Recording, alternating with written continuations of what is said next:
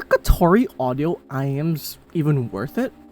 Now, I know that is probably a question that a lot of you who have been into the audio scene recently have been asking, as Kotori audio has, I guess, explored the market a little bit more and expanded to a further and larger market than they have ever before.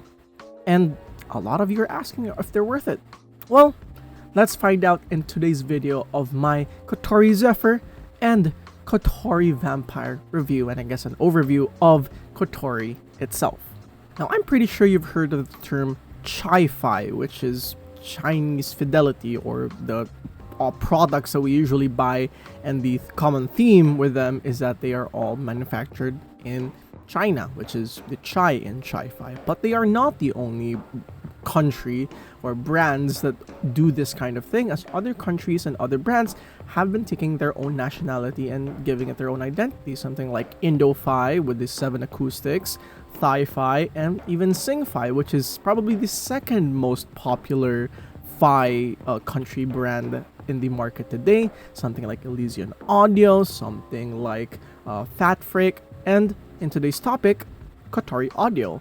Now, a little bit of a background for Kotori Audio before we start with the IEMS is that they started off in 2019 with the goal of putting technical performance at the forefront while allowing premium aesthetics to manifest naturally in their robust design. A lot of words there, but you know that is their mission, and quite frankly, you do see it in their products we'll talk about later.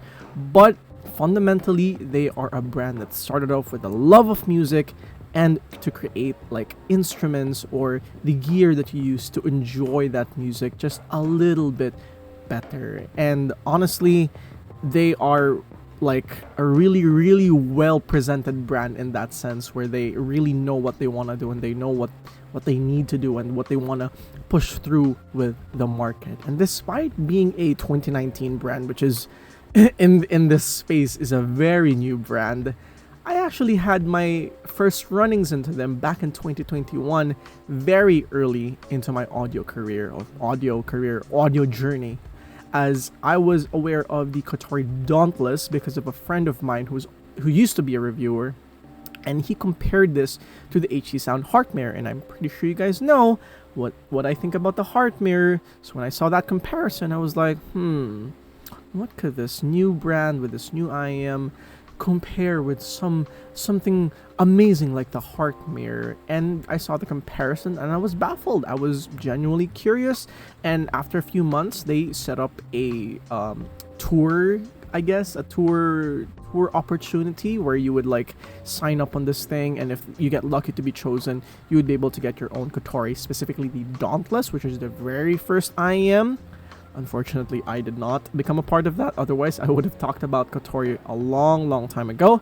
But here we are now with two of their products, specifically the Vampire, their $109 single BAIM, and the Zephyr, their $149, $150 1DD plus 1BA. So let's talk about them. So first and foremost, let's talk about the cheaper of the two, which is the Vampire. Now, this is a 1BA IEM and my first 1BA IEM, and I was pleasantly surprised with my experience. Now, first, I want to talk about the unboxing experience, because honestly speaking, Kotori Audio has got to be one of the best presented brands I've seen in all of audio right now. It's not extravagant, nor is it like super abundant. However, the presentation is just really good. I loved how the front of the box looked like. I love the theme of the whole vampire and the bloody thing, and I just really loved it. Now, it comes with the IEMs, the case, the cable, these Sony EX11 tips. I don't know if they're legit or they're replicas, but they look like that, and some paperwork. Now, they really did pay attention to their unboxing, because the layouting is just so satisfying, and I really genuinely enjoyed it. Now, let's talk about the build next. And I really like the build of this, particularly in the aesthetics department. You know, it's just a resin shell, and it's a really small IEM. I do think that it's attributed to the fact that this is just a single BA IEM, but at the same time, I do think that it does a lot for not only fit but also aesthetics, because it's so small, so compact, yet so detailed. The design of the faceplate is just so beautiful, and I haven't seen an IEM with this level of aura in them. Now, I have seen really pretty IEMs before, but nothing like the Vampire, and I just absolutely love it. And because of that small fit, it fits in my ear like a freaking glove. It is so small and so comfortable, with one teensy weensy but also major issue for me, which is air pressure buildup. Unfortunately, I can't really do anything about that in my end. If you're not sensitive to these the occlusion effect, the ear pressure buildup because of unvented sets like the single BA Vampire, then great, good for you. Unfortunately for me, it makes it hard to enjoy it without having to constantly readjust to make sure that the seal is great. But I made sure that in this review, I would get the perfect fit, I would get the perfect listening experience for that. I did not, review this in its worst condition, obviously. But before we do that, I just want to talk about this cable, because despite looking like a simple cable, it is actually pretty well thought out, and those interface, at least the chin cinch, is pretty good. It's a little thick. It's a bit too thick, but it looks premium and it looks pretty, and it fits the IEM, so got nothing to complain there. It's also lightweight, so perfectly nice. Now, sound-wise, the Vampire is one of the most unique IEMs that I've heard, because I was expecting a single BA IEM to sound like bright and like technically focused, something like the 7th Acoustics. I believe it was I forgot the name, I'll just put it here. I'll put the name, maybe the FR graph as well, you'll see, whatever. But the Vampire takes an opposite approach. It is warm, it is lush, and it is very, very relaxing, but doesn't sound dark whatsoever. Now, it does sound a little bit rolled off in the treble. It doesn't sound dark, but the emphasis is more on the warmth rather than the treble. And it's such a unique sounding IEM that I genuinely enjoy on certain genres, specifically genres that are a bit aging, something like classic rock, classic pop, that really wants a warmer tune or warmer sounding gear for you to pair it up with. The unfortunate effect of this warmer kind of sound is that it is not very technically capable or resolving. Now, again, I respect it. This is a single BA and it's technically their second set, but Kotori Audio honestly did a pretty good job with balancing this thing with, I believe they had like a special like tubing tech with this, and I really enjoyed the way that they presented the overall tonal balance to be just really warm, not overly compromised in the vocals and the upper mids, a little bit on the treble, but it's a single BA. What do you expect? It's not really meant for like the hyper air regions or whatever. That's like piezo stuff. But regardless, I really enjoyed my listening experience here, despite the not very technical sound. It is a very warm, lush, and just really relaxing sounding IEM overall. Now, next in line is a little bit of a newer set, the Kotori Zephyr. Now this is their first hybrid set with 1DD and 1BA, price again at $150 in case you forgot it or I forgot it.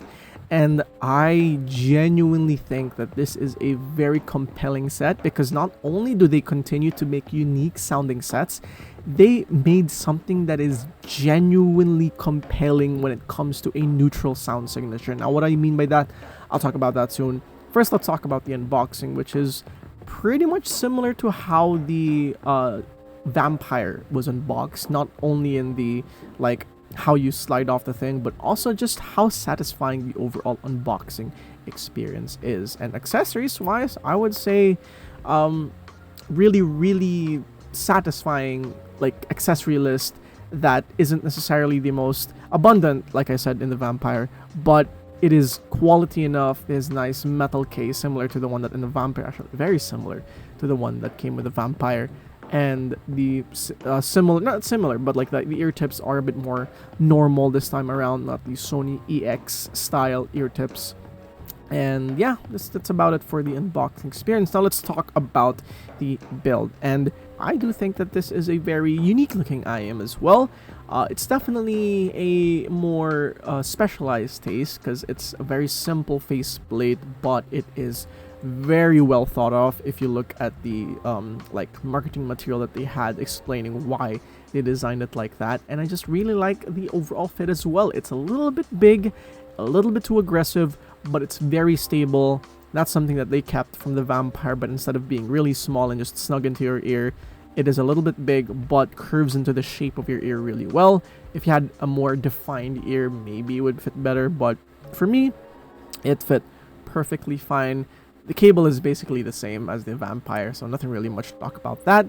So let's finally talk about the sound of the Zephyr, and this is probably, like I said, one of the most uniquely tuned yet very natural and neutral sounding IEM that I've heard under $150. And while the Vampire seemed to be like I guess of a test product for them where they're trying to figure out what they want to do, it seems like with the Zephyr they are made a massive step forward, pushing themselves into this kind of like category of creating these reference sounding sets, because the Zephyr is exactly that, with a bit of refinement that could be, you know, improved for the overall sound, but it sounds like what I would call a reference set because of just how neutral this thing sounds. Very linear bass, clean mids, and the treble could be improved, like I said, but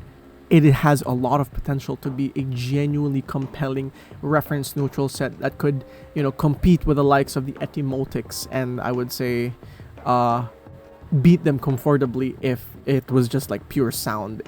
Only if the, you know, sound could be improved a little bit more here. But I would say as it is right now, for $150, if you're looking for a very unique, neutrally tuned IEM, the Zephyr is just a fantastic IEM to get. Now, technically speaking, again, I wouldn't say that this is like the cream of the crop for even for $150, but something that I noticed here is that just the way that they tune their IEMs is the highlight of the sets. And I know one day they are going to make more complicated or more technically complex or technically capable IEMs with the knowledge that they're getting from these IEMs. But right now, a lot of potential.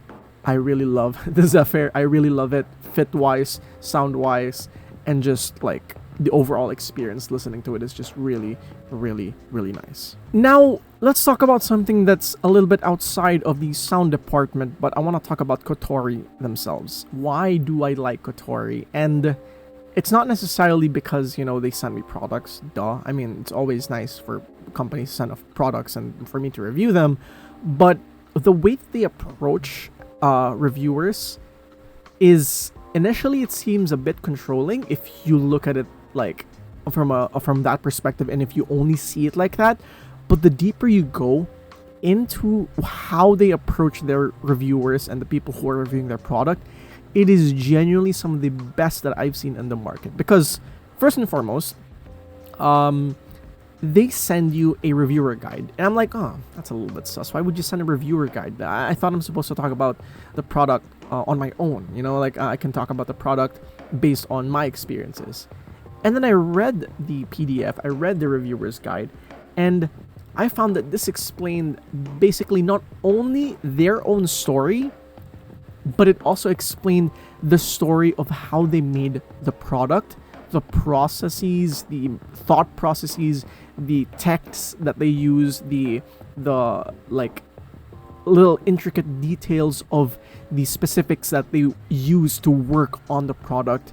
They included it in that PDF, and it gives you a better appreciation of how the product was created. Obviously, I'm not gonna let that color my own thoughts and impressions about the product. Like I've said, I don't think that Kotori products are perfect right now, but they have a lot of potential, and they have a very solid belief system and mission vision that will push them to be a lot more successful in the future. But this is probably their most strongest fundamental foundation for a brand, not only for reviewers but also for the consumers who will buy these products, because they don't just throw in the product at you, throw some random words and just like, you know, try to trick you into thinking, oh, this thing is special. No, they show you why the products are special. They show you, they explain to you why is our product special, not only for us but also for you, hopefully. And I really appreciate that about Kotori. Not a lot of brands think like that and present their products like that, and I do appreciate that from Kotori. And to finally close off what I think about Kotori Audio, they are a brand with a lot of potential right now, and for how new they are, I know that they are gonna get even bigger. They're gonna get even more powerful. Sorry, that's not the right term. They're gonna get even more famous, and they're gonna create even more compelling and more competitive products in the future. And I know that for a fact because I can see so much potential in their brand, and I hope that they do get more successful. I really like what they're doing.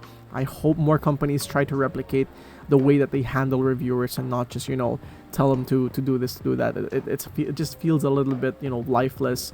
But Kotori Audio, you're doing it right. I'm looking forward to more of your products, and I'm looking forward to your success. I hope the best for your company. And for those who are interested in Kotori Audio, I would say yes, absolutely, they are worth considering. A lot of potential in their products, but as it stands, if you're looking for a warm, soothing single BA or a reference neutral IEM with a bit of a spicy treble presentation, then the Vampire and the Zephyr respectively are worth checking out. So thank you for watching my review on the Kotori brand overview minus the Dauntless, so it's just the Zephyr and the Vampire. If you like this video, consider giving me a like. If you want to subscribe, it's free. Consider doing that. You'll see more of my content. Check out the audio notions, check out my socials, join the Discord, and with that, obodio out.